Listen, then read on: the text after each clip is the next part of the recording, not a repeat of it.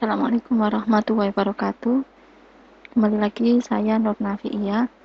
Ini saya akan membahas terkait artikel yang sudah publis. Akan tetapi sebelum saya sampaikan penjelasan artikel secara teknis, saya sampaikan bahwa mohon kalau membuat komentar dicek dulu di playlist bahwa itu ada materi apa. Contoh misalkan saya sering sekali membuat materi terkait regresi linier. Di sini bisa disimak apa itu regresi linier, seperti apa itu memprediksi, terus apa itu perbedaan dengan korelasi. Itu sudah pernah saya sampaikan. Sama halnya ada yang membuat komentar terkait logika Fuji. Di sini juga banyak sekali video saya terkait logika Fuji, baik itu yang menggunakan Fuzzy Mamdani ataupun Fuzzy Sukamoto. Disimak, dipahami aja dulu ya. Saran saya pada saat kita belajar, memang konten saya fokus ke pembelajaran. Nah, kalau fokus ke pembelajaran, murni kalau kita mau belajar kan harusnya mencoba. Ya, jadi mencoba itu berarti kan menyimak, membaca, mendengarkan dari awal sampai akhir, terus dicoba. Seperti itu. Kalau saya belajar seperti itu sih intinya.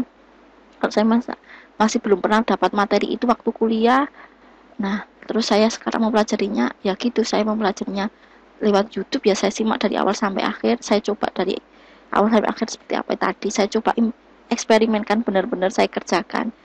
Nanti kalau misalkan dari YouTube 1, dari YouTube kedua dan sebagainya kok ada perbedaan, saya coba langsung eksperimen, oh maksudnya kayak gini, maksudnya tadi perbedaannya, oh seperti itu. Jadi benar-benar akhirnya kita lebih paham, karena kalau hanya mendengarkan saja itu kadang lupa gitu, butuh dieksperimenkan memang, karena memang di sini sains ya, saya lebih ke, nah jurusan kuliah saya teknik informatika atau apa, lebih ke ilmu komputer, jadi lebih ke sains, butuh praktek, nggak bisa hanya kita menyimak mendengarkan saja. Mohon maaf sebelumnya, itu saran saja. Langsung saja, kali ini artikelnya itu sudah publis di sini, tapi ini harusnya untuk edisi September ya, tapi mungkin karena sudah September, untuk edisi September itu sudah penuh, jadi langsung dibuat, cuma di sini belum bisa untuk di-download artikelnya, masih ini ya. Di sini mahasiswanya tahunnya lulus tahun 2021 kemarin. Ini mahasiswa bimbingan saya terkait memprediksi diskon. Jadi datanya dari Kaggle, ini sudah saya terangkan. Saya nggak mencantumkan link datasetnya ya. Kenapa? Karena bisa di-set. Jadi kita belajar mandiri itu nggak harus langsung nyimak udah terima jadi, ndak. Tapi kita juga coba cari lagi gitu ya. Mungkin terbiasa apa-apa langsung disuguhkan, akhirnya apa-apa tanya. Bisa kok, bisa dicari sendiri. Terkait apa? Oh ini misalkan diskon. Diskon terkait apa? Nanti di artikelnya, kalau misalkan nanti di download, itu sudah saya sampaikan bahwa datasetnya itu terkait apa. Nah ini. Jadi datasetnya itu terkait harga barang-barang seni. Mulai dari apa, lukisan, patung, banyak. Di sini saya hanya menyantumkan dataset dari Kaggle. Terus sebenarnya datasetnya itu ribuan ya, tapi saya olah dulu, akhirnya jadinya ada 1525 itu untuk training, 225 untuk testing. Untuk apa sih testing ini? Nanti untuk mengevaluasi hasil kinerjanya. Saya di sini menggunakan metode regresi linier.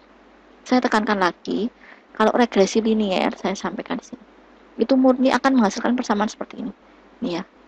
Y aksen sama dengan A plus BX. Jadi data yang kita punya tadi, misal contoh saya punya data ini.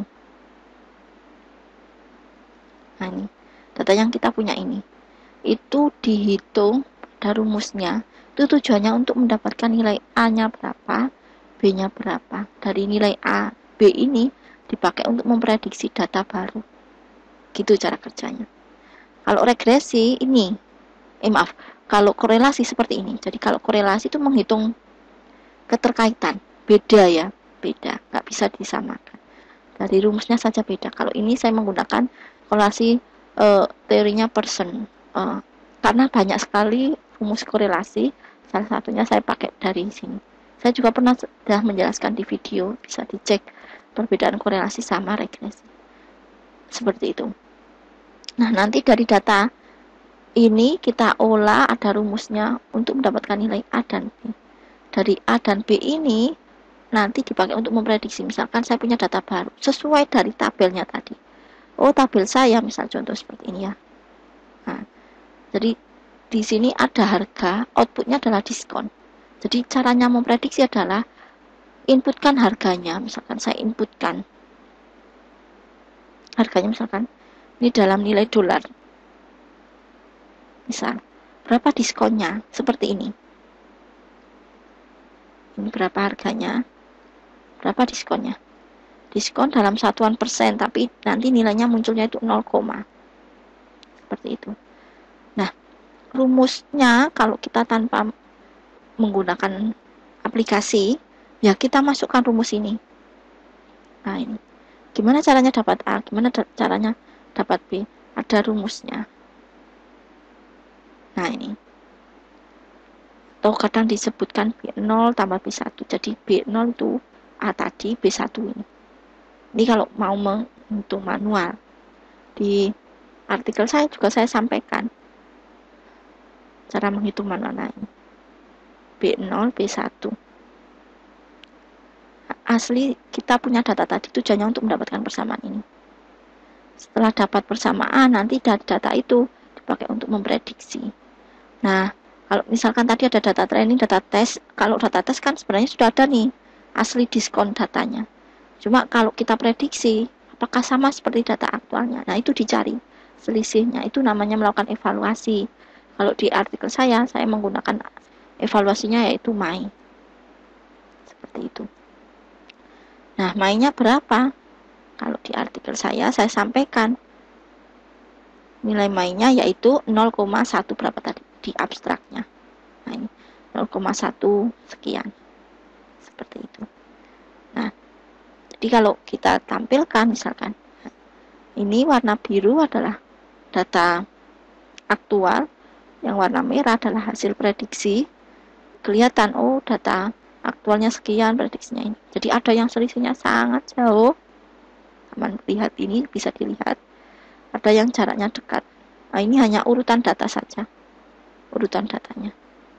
Nah, sedangkan ini adalah hasil prediksinya. Karena memang hasil prediksinya tadi kan rentangnya antara 0 sampai 1 kan. Dalam desimal persen kan. Saya sampaikan di sini. Saya punya datanya ini. Ya, data. Ini data setnya. Kemudian kalau saya lakukan pembuatan model itu untuk mendapatkan persamaan. Nah, ini langsung saya lihat ini regression. Saya lakukan training itu mendapatkan model. Nah, nanti mau dilihat berapa nilai A, berapa nilai B, atau berapa nilai B0, atau berapa nilai B1. Kalau konstanta itu di sini sebutnya ada intercept. Jadi ini kalau mau memprediksi data baru, ini B0-nya, terus B1-nya, atau ini sama aja dengan A, ini sama aja dengan B. Kadang di buku ada yang nyebutkan A, B, ada yang B0, bisa. Nah, kalau koefisien sama. Kalau koefisien itu yaitu nilai sebelum variabelnya. Nah, jadi kalau ada data baru, cara memprediksinya gimana? Ini nulis scientificnya. Yaitu rumusnya sama dengan A ditambah nilai X-nya tadi adalah price-nya dikalikan ini. Nah, ini diskonnya. Ini kalau kita tulis dalam nilai number, nah sekian. Ini kalau kita tulis dalam nilai number, komanya nggak kelihatan. Bentar. Nah, kayak gini. Ini contohnya. Nanti di sini juga bisa kita evaluasinya menggunakan MAI tadi. Ini. Data tesnya tadi kan harus ke berapa sampai berapa tadi ya. Nah, terus saya prediksi di sini. Nah, ini saya prediksi. Ini data tesnya. Terus ini hanya 0 saja juga tidak apa-apa. Kemudian ini data yang Y-nya targetnya.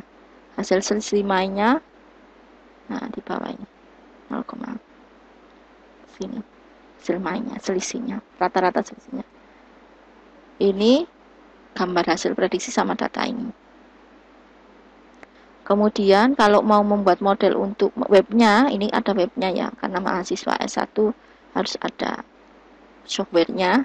Nah, di sini modelnya saya simpen dalam bentuk pickle, terus saya import. Intinya ini pakai Django ya, library yang saya pakai atau framework yang saya pakai Django. Langkah-langkah membuat Django-nya, buka command prompt, ini run administrator. Kemudian kalau sudah install Django, APK nomor 2. Terus buat project-nya, seperti ini perintahnya buat project. Kemudian kita harus pindah posisi. Kalau dalam sistem operasi namanya CD, pindah pindah foldernya sesuai nama folder yang kita buat tadi. Ini nama foldernya apa? Itu nama project. Terus buat aplikasinya, ini perintahnya. Terus di sini nanti yang harus diedit itu sesuaikan ya. Kalau HTML ini adalah interface-nya. Nanti di sini ada 2 HTML. HTML yang untuk interface ini sama HTML satunya untuk menampilkan hasil prediksi. Terus yang disetting adalah URL sama view.